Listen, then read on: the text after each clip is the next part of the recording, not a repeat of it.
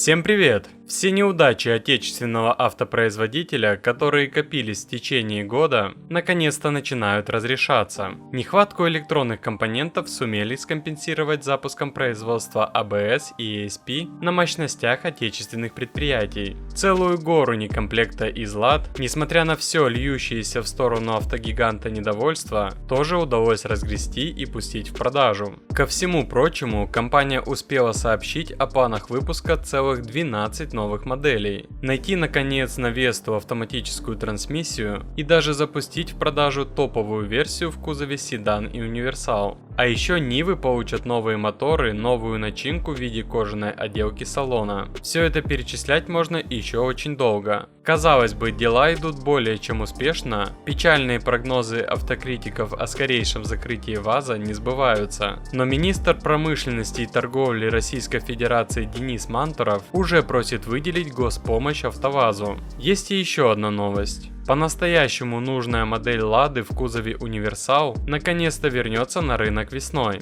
Конвейер в Ижевске, куда перенесли производство Ларгусов, был запущен на днях. И на деле никакой параллельный импорт не смог заменить этот простой и вместительный универсал. Все то, что было привезено к нам из Азии, хоть и имеет свои преимущества в виде наличия автомата и современной начинки, к реальным условиям нашей страны подготовлены слабо. Тут еще и ценник играет не последнюю роль. Поэтому именно возвращения Ларгуса покупатели ждут больше, чем всяких кроссоверов и заряженных Вест. Что же будет штамповать АвтоВАЗ в Ижевске, давайте разбираться. В сети до сих пор гуляет масса вопросов о том, для чего вообще была вся эта суета с переносом производства. Многих автоэкспертов смущают подковырные игры компании с многомиллиардными тратами на все это действо. Сам же АвтоВАЗ объясняет это упрощением логистических цепочек и освобождением основного конвейера не только для Весты, но и еще для новых моделей в будущем. Вопреки всем ожиданиям, что вместе с переносом производства и затягиванием с возобновлением выпуска, Ларгус получит какое-то серьезное обновление. Модель будут выпускать в том же виде, что и раньше. И хотя европейский Ларгус под названием Jogger уже имеет более свежую платформу CMF-B, отечественный универсал фургон все еще будет базироваться на 20-летней платформе B0. Все это наводит на определенные мысли. Опять наши ничего не сделали. Устаревшая платформа, а значит не только старый внешний вид, но и техническое отставание, никаких новомодных наворотов и фишек.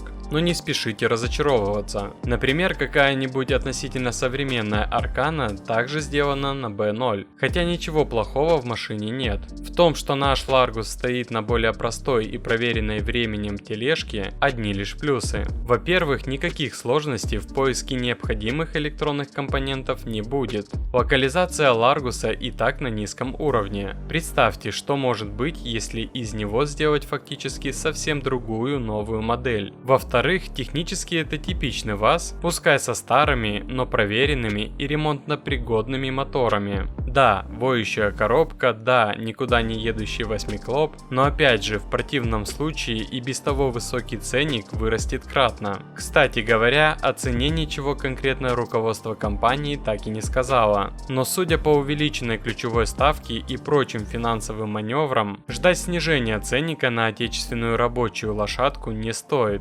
Напомню, что летнюю партию из 600 машин уже успели раскупить. Ценники на эти авто у некоторых дилеров легко перепрыгивали отметку в 2 миллиона рублей. Скорее всего, говорить о доступности Ларгусов, которые поступят в продажу в скором времени, уже не получится. 900 тысяч они не будут стоить. И да, в модельном ряду будет обновление, но явно не такое, которое мы ждем. Появится E-Largus, электрическая модель. Выпускать их планируют примерно в 10% соотношении от всех выпущенных Ларгусов. Запас хода обещает быть порядка 300 км, чего вполне должно хватать для использования такой машины, например, в доставке по городу на целый день. И кроме высокой цены накладывается очередной пласт проблем, с которыми АвтоВАЗу опять предстоит бороться. В В частности, нехватка кадров и специалистов ощущается на заводе в Ижевске уже сейчас. По информации главы Удмуртии, производству не хватает порядка 1500 сотрудников.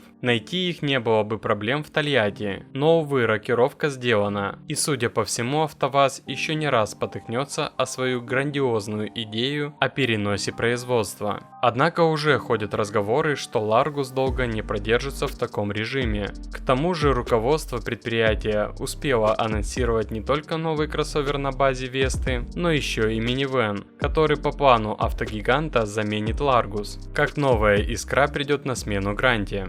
Впрочем, все как и всегда. Машины будут современнее, технологичнее, что, конечно, несомненный плюс, но при этом более дорогие и менее доступные, о чем нельзя упомянуть. Новые технологии требуют новых цен. От этого никуда не деться, особенно в нынешних условиях.